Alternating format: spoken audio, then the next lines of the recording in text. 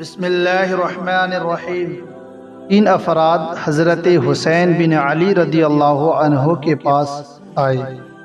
ان میں سے ایک نے بارش کی قلت کی شکایت کی کہ کافی عرصہ سے بارش نازل نہیں ہوئی۔ آپ نے فرمایا کثرت سے استغفار کرو۔ ان میں سے دوسرے نے کہا میرے ہاں اولاد نہیں ہوتی، میں اولاد کا خواہش مند ہوں۔ حضرت حسین بن علی رضی اللہ تعالیٰ عنہ نے فرمایا کثرت سے استغفار کرو۔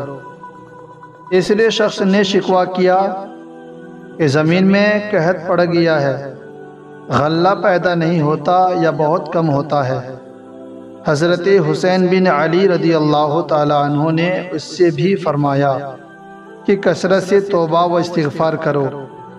آپ کے پاس جو لوگ بیٹھے ہوئے تھے انہوں نے عرض کیا نواسۂ رسول صلی اللہ علیہ وسلم، تینوں افراد مختلف شکایت لے کر آئے مگر آپ نے ایک ہی جواب دیا۔ حضرت امام حسین علی مقام رضی اللہ تعالیٰ عنہ نے فرمایا کیا تم نے اللہ تعالیٰ کا فرمان نہیں پڑھا ہے؟ اپنے رب سے اپنے گناہوں کی بخشش مانگو، وہ یقیناً بڑا بخشنے والا مہربان ہے۔